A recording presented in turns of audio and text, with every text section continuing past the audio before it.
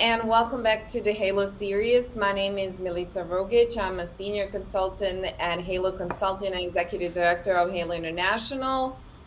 Today, we are joined by Rebecca Beck Jones, CEO and COO of Pyrra Technologies. Welcome back.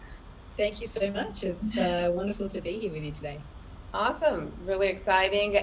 If you are new to this event, Halo hosts monthly virtual roundtables covering current trends in HR, tech, and DEI space. Also, don't forget to check out the Halo mini series where we hear from executives taking a deep dive into a multi-part series discussing what is keeping them up at night, just like today. If you enjoy the content, hit like, subscribe button, and sign up for our monthly Halo newsletter, which summarizes current market trends and recaps past events. So today, throughout our session, we will cover a startup's mission to unite for a safer world. The emerging challenge of misinformation on social media. Before we kick off this first question, let's get started back. Just tell us a little bit about where did you start your career and how has it evolved to you co-founded Pyrra? Yeah, sure. Thanks very much. I'd say my career's definitely been non-linear. So I'm an Aussie, and I started out my career in what I thought was my dream job, working in Australian intelligence, and I loved it. But after a few years there, my partner got transferred, and I had to do something else. So I used that opportunity to move into the private sector, and that took me into strategy in the business world, and I did that in construction and mining for a while, and that took me to Asia, which is what my background had been. I ran a consultancy there for a while, and then I was lucky enough to be headhunted by Airbus in Europe, who said, come to Europe and do strategy for us. And I found my little home heading up the strategy implementation team for the defence and space business there, which was wonderful. I was based out of Germany. And then my partner's work then took us to Switzerland, and it was his turn to sort of do something that he wanted. So I left Airbus with nothing behind me and thought, great, I'm going to take a little bit of time off. And very soon into my leave, I got a call from my now co-founder, Shang, who was a friend, has been a friend for a long time. And he told me a little bit about this idea that he and my other co-founder, Eric, had been developing in Human Rights First, where they were in the innovation lab. And their intention to turn it into a business. And they said, hey, can you give us some advice? Can you come and help? And from there, I was all in. So I went from working in the big corporate world to running a startup, which has been now going on for about 2.5 years, which is phenomenal fun and a lot of work.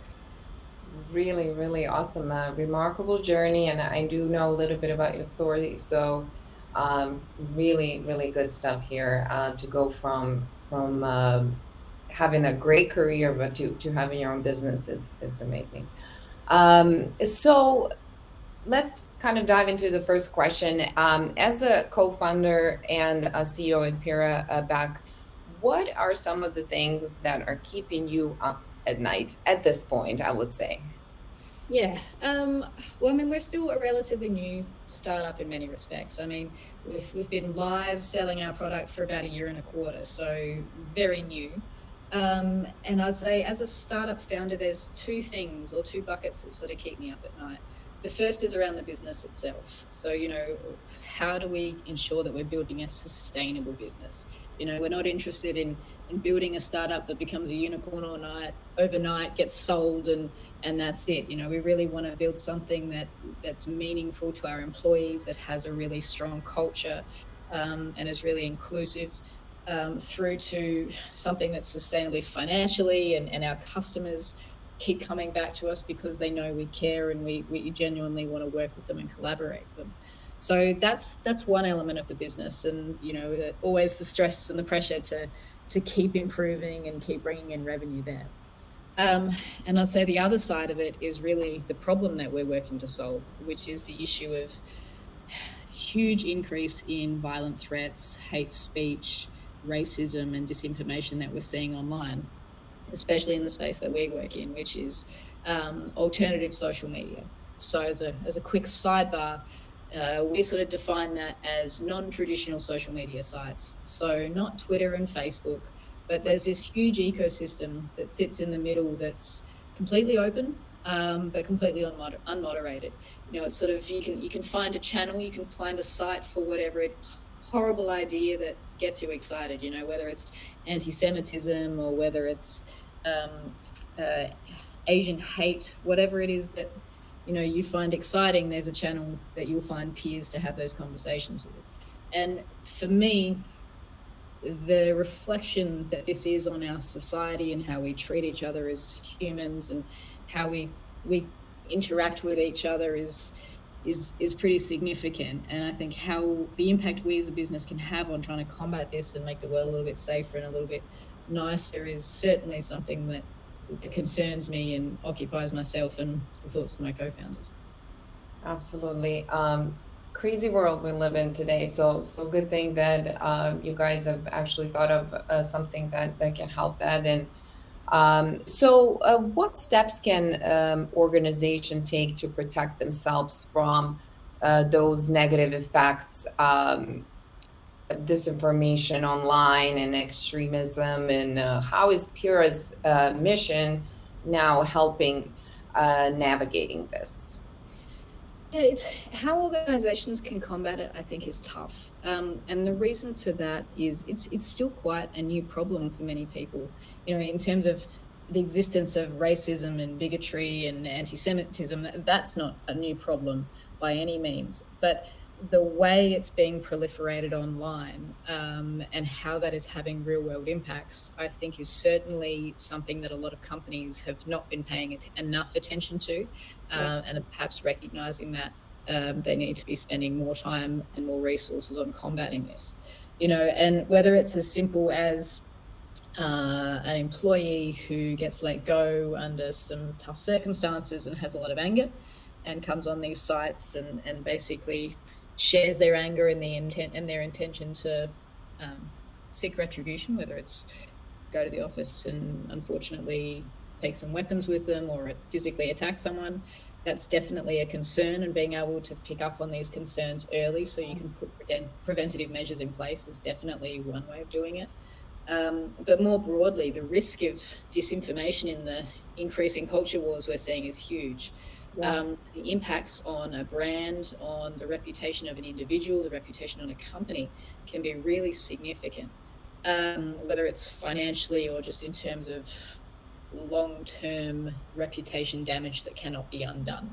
Because one of the challenges here is that once you hear a piece of disinformation, once you hear a distruth, even when you know it's crazy, even when you know it's not based in any fact, that piece of disinformation sits in your brain and it never leaves. There's some crazy conspiracy theories that do the rounds. One of which I've seen recently is that McDonald's is responsible for the millions of missing children around the world every year. They take those children and they grind them up and they put them into their products, their beef burgers, which is insane, right? We know this is a crazy idea. It's not based in reality. But when you've heard that fact, it stays in your brain forever. And next time you go to McDonald's or next time someone's talking about McDonald's, you will think about this. And if you think about the longer term damage of less crazy, but still mistruths on brand, on reputation, on the impact of an individual, it becomes serious. And it can end up costing companies millions of dollars. And there are some recent examples, such as Wayfair, which their price has been significantly impacted on the stock market as a result of serious attacking disinformation campaigns. So how companies can respond to this is tough, because there's not as yet any best practice. I think the best first step, however, is being aware that these risks are out there and actively monitoring for them so that you can see something coming before it goes completely viral and you have no say in what's being said. And how you respond to this piece of disinformation really depends on the circumstances. Sometimes it is better to ignore it and not engage. Other times you really need to get ahead of the disinformation campaign that's coming and actually attack it with truths or preempt what you think is coming and come out with statements counteracting it. Sometimes there are other ways of working against it as well in the legal side of things, but it's tough. And really what you're up against is virology, which I don't think anyone has quite worked out how to combat yet. But first step is definitely know what's coming ahead of time. Exactly. Well, hopefully, definitely you guys are able to do this. So tell me a little bit about who are your customers and why do they love your product? How do you balance that need for revenue and growth, but also the mission-driven nature of your business and also the market conditions today, if they have made it more difficult or a little bit about that as well. Sure. A three-pronged question. All right, let me see Yeah. how far I'm answering it.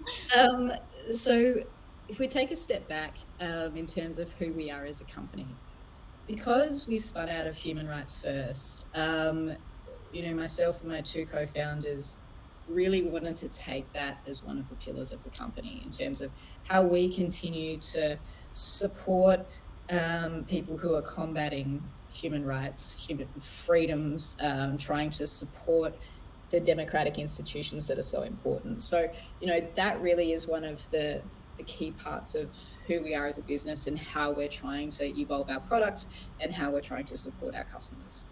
Um, so that really does dictate a little bit how we evolve and who we work with. And that could potentially have some downsides in terms of us saying no, we don't want to work with that customer. But that's something that myself and my two co-founders are very comfortable with, and I think will lead us in good stead as we continue to grow and get bigger. But in terms of who our customers are, one is definitely the not-for-profit sector, which we love. And so we try and make our product as accessible from a price perspective as we can for these customers. And it's a very diverse group, but all of them have in common their desire, their mandate to really combat domestic extremism, combat racism, combat anti-Semitism. And that's fantastic. So they're really using our platform to conduct this research, identify instigators, identify shifting narratives that could cause increasing damage. So in addition to the not-for-profit sector, we also work with government and we also work with the commercial sector. Government, I think it's fairly obvious in terms of how they can use our product. Again, really looking for threats for extremists in one form or another who are looking to disrupt, to cause harm, to push disinformation about election campaigns, for example, or about the legitimacy of election results. So we're working with a few customers there, and we certainly expect that side of the house to grow substantially over the next few years. But really our core focus at the moment is on the commercial sector. And we're working with two sides, two groups, I guess. One is the security and intelligence side of the house, and they are people who are charged with the physical security of their executives, the physical security of their employees, physical infrastructure protection, and often even brand risk and reputation.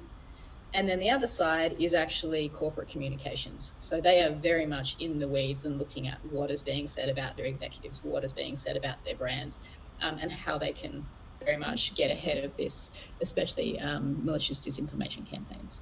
So we have a very broad set of customers, but for me, as the person who's running a lot of our sales, I find that fantastic. Just to see how our application, which I think is quite simple in the way customers use it, can really solve a whole suite of problems depending on how you're looking at the challenges that we're facing in this sector. The third part was how the market has impacted us.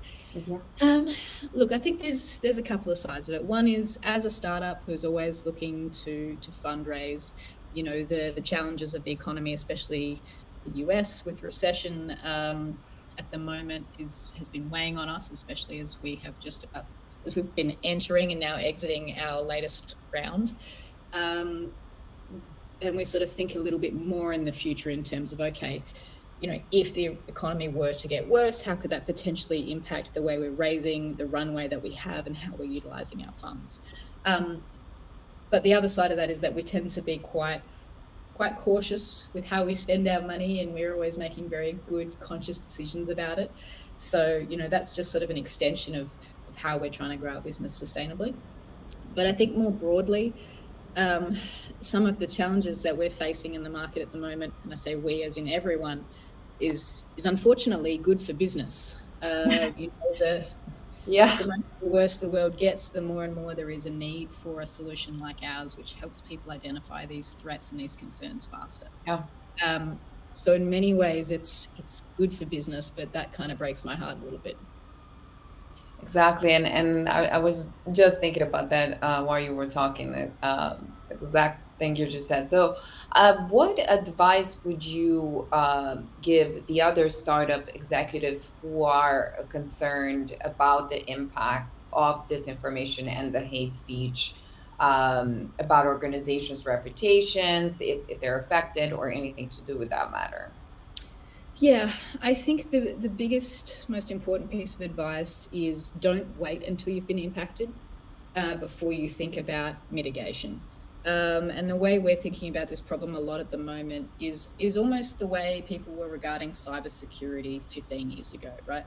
People had heard about it, but no one was really paying that much attention to it until big infiltrations started happening and people started getting fired because they hadn't taken the right precautions. Mm, Um, and we very much view the threat of disinformation and reputation risk as sort of at that tipping point. People are a little bit aware about it, but they're not really doing enough yet because they haven't been affected. Or it's a really big brand that's being affected. But the reality is that's not the case. If you are a big brand, if you are a high profile individual, then yes, you are definitely more of a target. But we still have customers coming to us who are running very, very small mhm, social not for profits who you would think are not impacting or offending anyone who are being targeted by a lot of these communities on some of these alternative social media sites. And they're struggling. They don't, they're struggling to raise funds for everyday operations, mm. let alone creating security plans to try and protect their volunteers. So I think that's my biggest piece of advice. Don't wait until you've been impacted. Take precautions, get insurance in place now to really make sure that you're ready for when that attack comes. Absolutely. And as we know here in Halo, one of the things that you guys have is not only employees in the US. So, what are some of the unique challenges and also advantages of having actually globally distributed team like Pyrrha's with employees across, I think, three different countries at this point? Yep, we've got people in Europe, the US, Canada, and someone all the way over in New Zealand. So I think the downside is, of course, time zones. Juggling time zones so you can really build a cohesive team and get everyone on the same calls and having the right discussions at the right time can be a bit of a challenge. But it is manageable. I think we'd prefer to be doing that than stuck with people who aren't quite a right fit all in the same country. Um, that's the smallest challenge. I think the biggest challenge, and it's a little bit particular or unique to what we're doing, is um, how we help everyone work together and recognize stresses in themselves and each other when we're dealing with content that can be quite heinous, quite offensive, quite upsetting. Mm, Because I think, if you're all in the same office, these issues still happen, but your colleagues are there and they're noticing how you behave and they're noticing if you're having a bad day and you can have a conversation about yeah. it. But, if you're working away at your keyboard and you're really reading something that's really upsetting, there's no one there to talk to about it. You have to proactively reach out and have a conversation with someone. And I think that that's not always natural, especially when you're dealing with a bunch of people who are quite introverted, as often, and I Mhm, am stereotyping and generalizing, but as mhm, often engineers can be, right? So, mhm, how do we really build that environment that encourages people to say, hey, I'm having a bad day. I'm really stressed. This is really getting to me, and I need to take some time, or I need to do something mm, to really reset.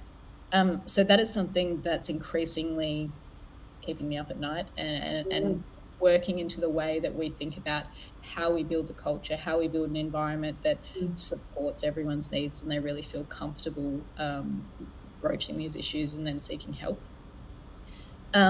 The benefits, to finish on a slightly happier note, is that, we really are 24/7. We're a small company. There's about 7 of us now, but we're working around the clock because of the time zones, which is fantastic. If we have customers in Europe or in Asia or wherever, there's always someone online who can support them. Mm. We're getting a whole lot of different views about certain issues. We're not tunnel vision because this is how we all think about the problem from an American perspective or from a British perspective. So I think that just the dynamism and the diversity is really a huge asset and a strength, which I love. Absolutely. And I completely agree with everything you said since I am here in Europe. So I definitely understand the challenges, like you said yourself earlier. Something happens and we don't see, obviously, I don't see contact that you guys could, but you want to turn around and tell some, oh my God, this happened. And then, there's a dog. So I understand that. And it's great that you are actually thinking about these things and how to improve them.